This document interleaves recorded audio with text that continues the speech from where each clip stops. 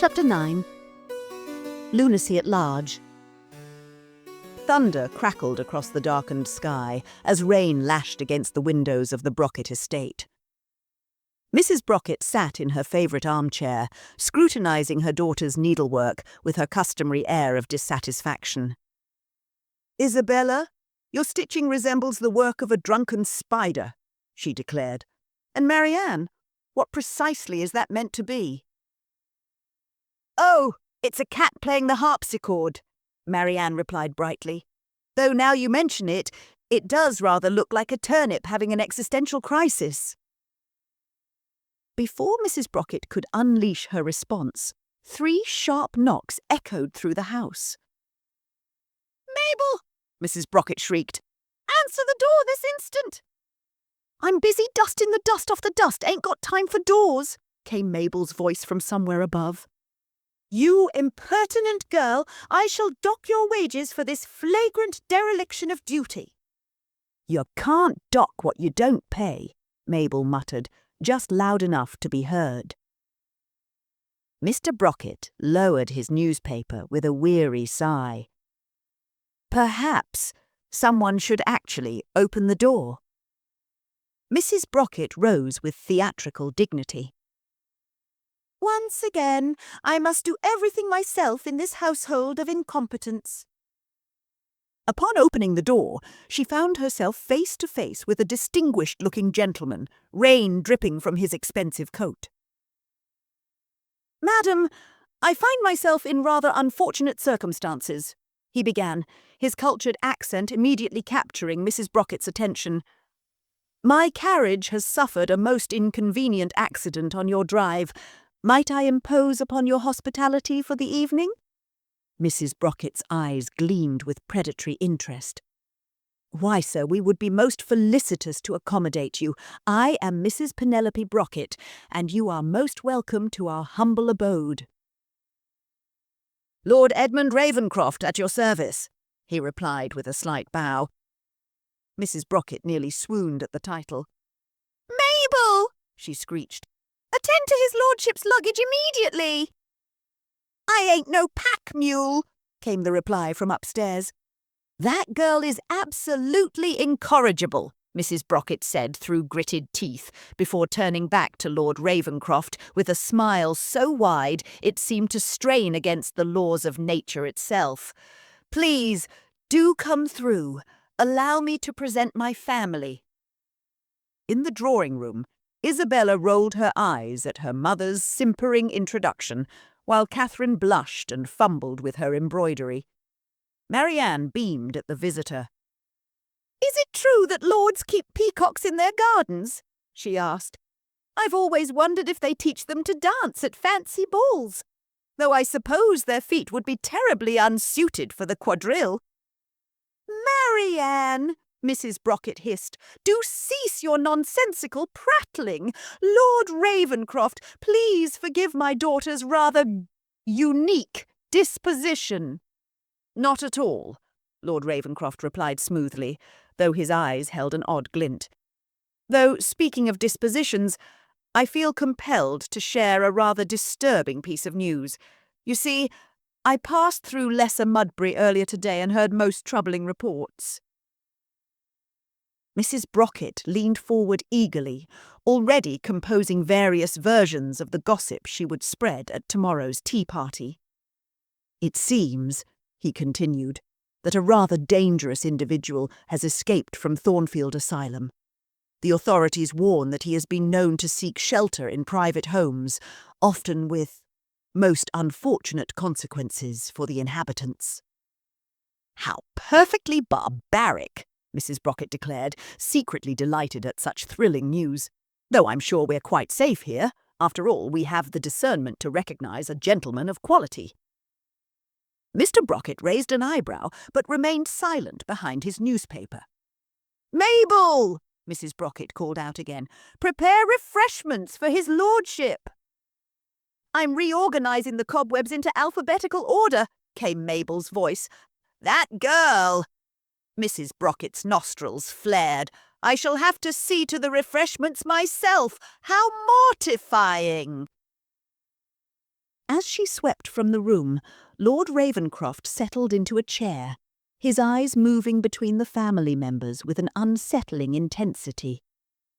"I do hope the asylum escapee doesn't collect ears," Marianne mused.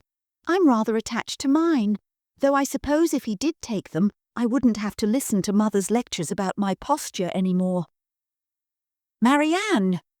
Isabella snapped, though she couldn't quite suppress a smirk. Catherine clutched her journal closer. "Perhaps we should ensure all the windows are properly secured."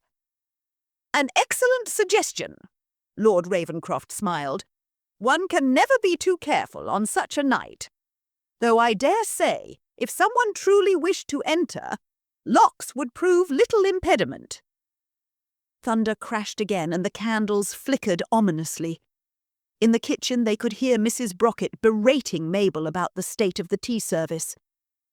"The silver is absolutely begrimed," she shouted. "I expect you've been using it to dig in the garden again." "Only when the shovel was busy serving soup," came Mabel's unrepentant reply. Mrs. Brockett returned to the drawing-room with a tray, her face a mask of forced civility. "I do hope you'll find everything to your satisfaction, my lord. I've prepared what I believe to be a most efficacious spread." Mr. Brockett murmured something, not looking up from his paper.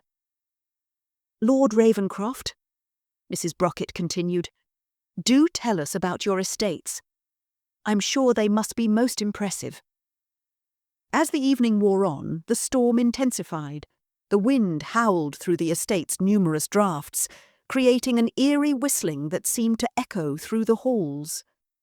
Lord Ravenscroft regaled them with tales of his supposed properties, while Mrs. Brockett grew increasingly excited about the prospect of a titled connection to her family. It was Isabella who first noticed Catherine's absence. "Mother, where has Catherine got to?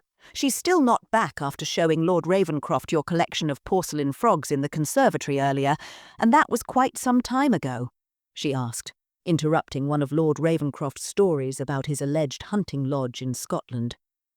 "Probably lost herself somewhere scribbling in that ridiculous journal again," Mrs. Brockett said dismissively, "though she really ought to know better than to abandon our distinguished guest."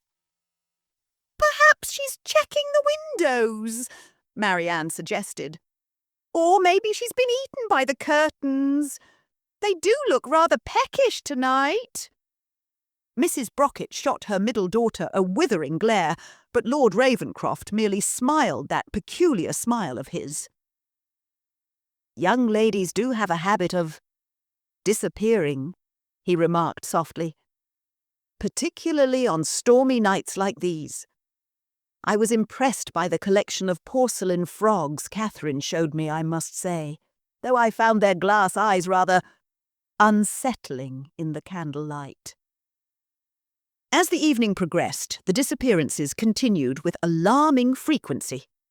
Isabella vanished while supposedly fetching more candles, accompanied by Lord Ravenscroft, who had offered to assist, and Marianne had later wandered off muttering something about teaching mice to waltz. "Most peculiar," Lord Ravenscroft observed, sipping his tea with unsettling composure. "Your daughters seem rather prone to wandering."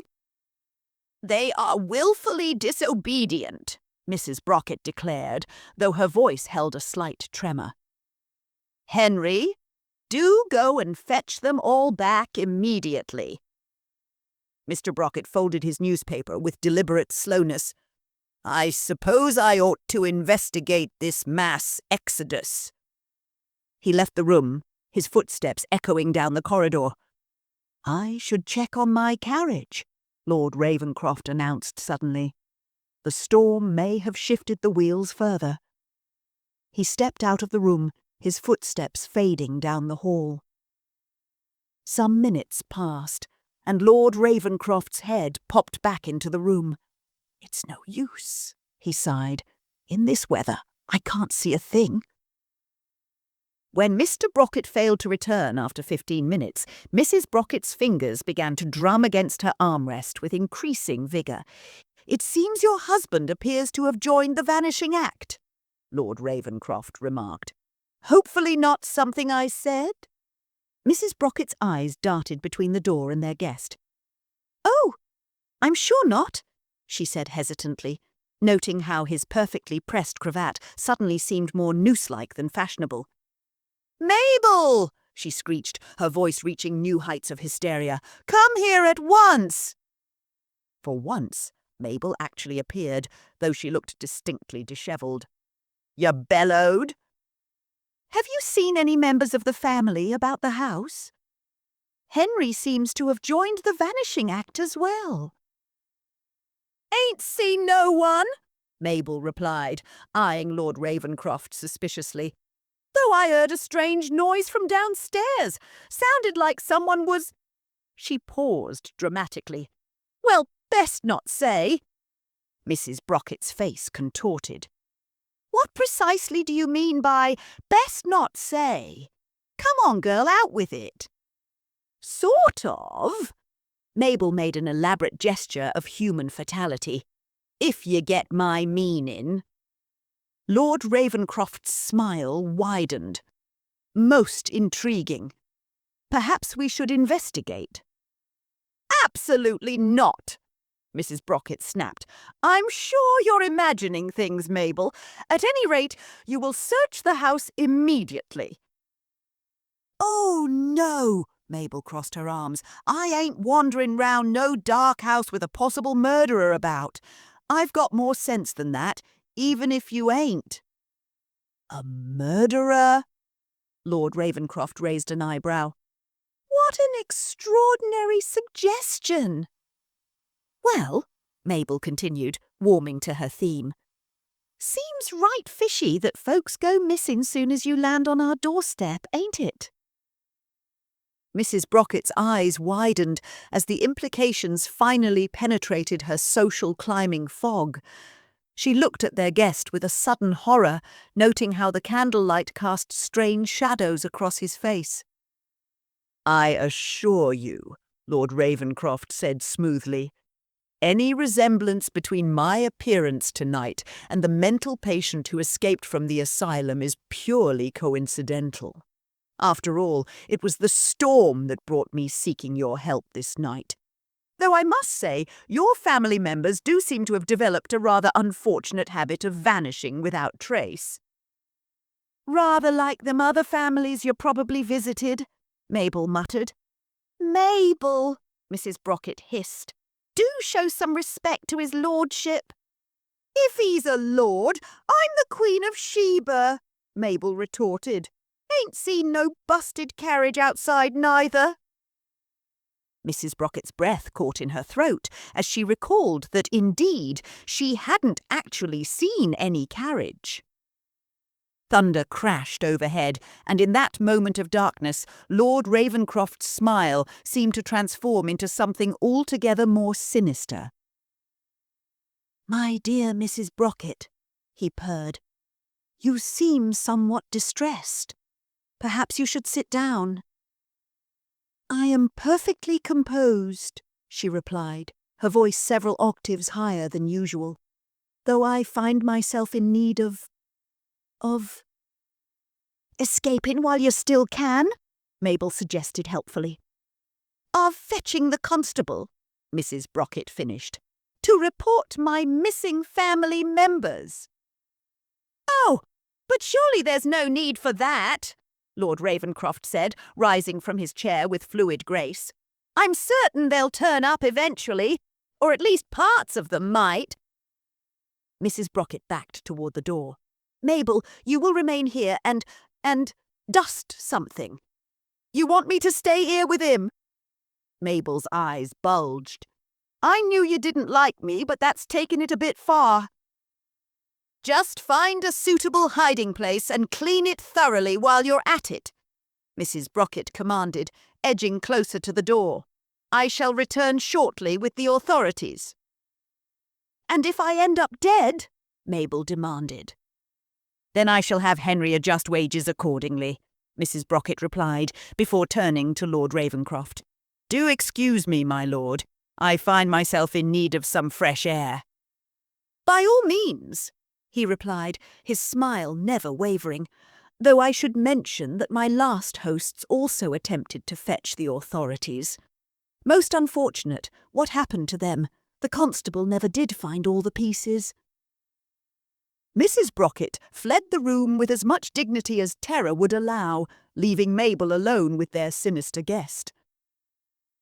"Well then," Lord Ravenscroft said, turning his unsettling gaze upon the maid, "shall we discuss the proper technique for dusting in confined spaces?" "I reckon I hear the silver needin' polishing up in the attic," Mabel replied, backing away. "Real urgent, that silver. It's screaming for attention, it is." "Oh, but I insist." He stepped closer. "I have quite some expertise in helping people find permanent hiding places." "All right, then," Mabel said, grabbing a heavy candlestick. "Let's see how good you are at ducking." The storm continued to rage outside as Mrs. Brocket's carriage sped toward Lesser Mudbury, her mind racing with visions of her family's dismembered remains scattered throughout the house.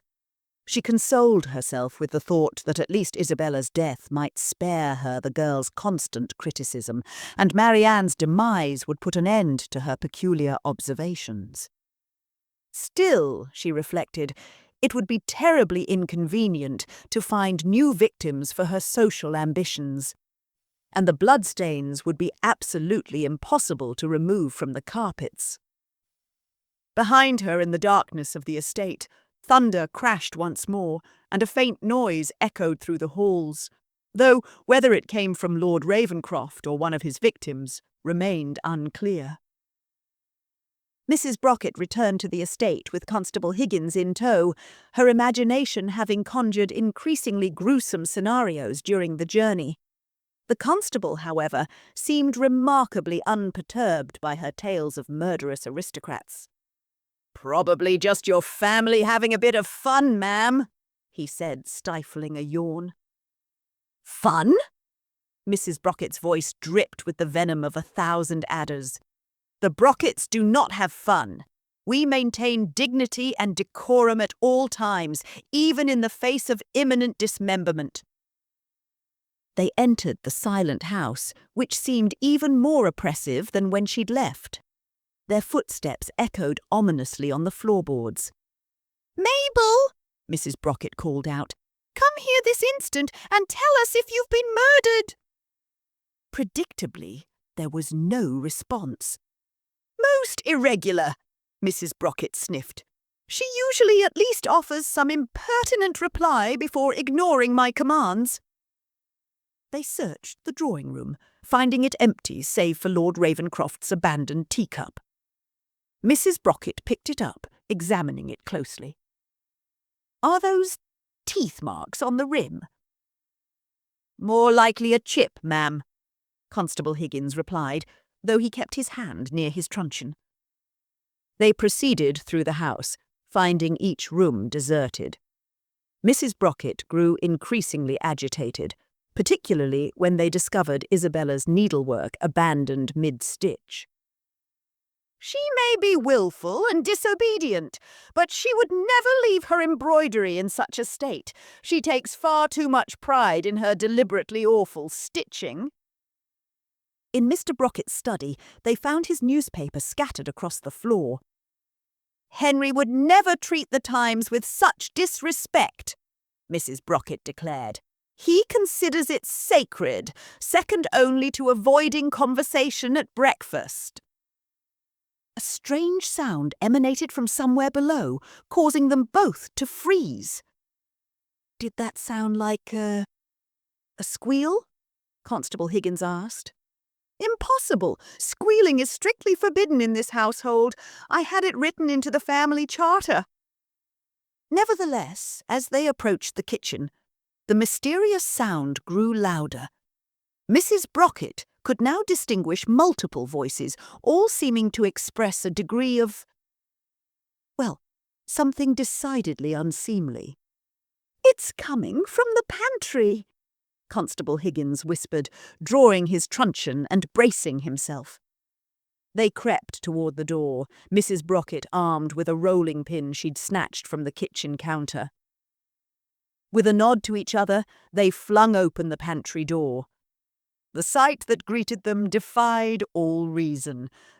The entire missing household, including Lord Ravenscroft, sat crammed into the small space, surrounded by empty plates and scattered crumbs. They all bore the glazed, ecstatic expressions of people in the grip of some powerful euphoria. "These are simply divine!" Lord Ravenscroft moaned, cramming another cake into his mouth. "I haven't tasted anything like them since my days at Oxford." "I told you they were special," Marianne said dreamily. "They make my tongue feel like it's having a conversation with angels. Though I suppose angels might prefer crumpets. Do angels eat crumpets?" "More," Isabella demanded, reaching for another cake. "I don't even care that Mother will say they'll ruin my complexion." "I shall write an ode to their perfection," Catherine declared, scribbling in her journal with one hand while holding a cake in the other. "And just imagine, if we'd have discovered them after lunch, there would have been no appetite for dinner, that's for sure." Mr. Brockett merely sat in the corner, methodically working his way through a plate of his own, looking more animated than he had in years. "Looks like I can bake after all," Mabel announced proudly. "When I ain't being bossed around doing a million other things. Though ain't barely none left for tomorrow's tea party at this rate. Should have hidden the jar in the attic." Mrs. Brockett stood in the doorway, trembling with fury. "You all abandoned me for cakes?" "Well, my dear, let's be honest here. Credit where credit's due. For these are not just any cakes," Mr. Brockett replied, showing unprecedented enthusiasm. "These are transcendent cakes, cakes that make one question the very nature of reality." "And you," Mrs. Brockett rounded on Lord Ravenscroft, "are you even really an escaped lunatic?" "Professor of classical literature, actually," he replied, licking crumbs from his fingers. "My carriage did genuinely break down, but I must admit I couldn't resist embellishing the tale when I saw how eagerly you received it, though these cakes are enough to drive anyone to madness." Mrs. Brockett's face contorted through several shades of outrage. "Outside! All of you! Outside of my house this instant, and take your cakes with you!" "But, Mother," Catherine protested, "the storm—" "Get out!" She seized the remaining few cakes and hurled them through the front door into the rain, then began physically shoving her family members after them. "And you!" she rounded on Mabel. "How dare you create something so distractingly edible this once?" "Technically, you never said I couldn't cook proper," Mabel pointed out. "You just reckoned I couldn't." "Out! And don't return until you've regained your composure for properly ruining a recipe." Soon, the entire household stood in the rain, watching their last precious cakes dissolve into the mud. Lord Ravenscroft was the only one who seemed unperturbed, carefully wrapping a few saved specimens in his handkerchief. "My dear Mrs. Brockett," he said, bowing slightly, "I thank you for a most enlightening evening. I shall be sure to tell all my colleagues at Oxford about your family's unique approach to hospitality." Mrs. Brockett slammed the door on his smile, then turned to find Constable Higgins still standing in the hall, looking bemused. "Well," she snapped, "don't you have some crimes to solve?" "None that I can see, ma'am," he replied, tipping his hat. "Though I would be interested in getting that cake recipe from your maid." "Get out!" After the constable's departure, Mrs. Brockett stood alone in her empty house, seething at the betrayal. To think that her family had chosen common baked goods over her company. And worse, that Mabel had succeeded in creating something praiseworthy. Outside, she could hear them all still chattering and laughing in the rain, probably plotting to sneak back in and search for any remaining crumbs. She stormed up to her room, composing a mental list of suitable punishments for such flagrant disobedience. Perhaps she would invite Lady Uppington for tea tomorrow. Yes, that would teach them. She'd make Mabel serve her usual charred disasters and force the entire family to sit through Lady Uppington's 3-hour discourse on proper napkin folding. That would show them the true meaning of torture.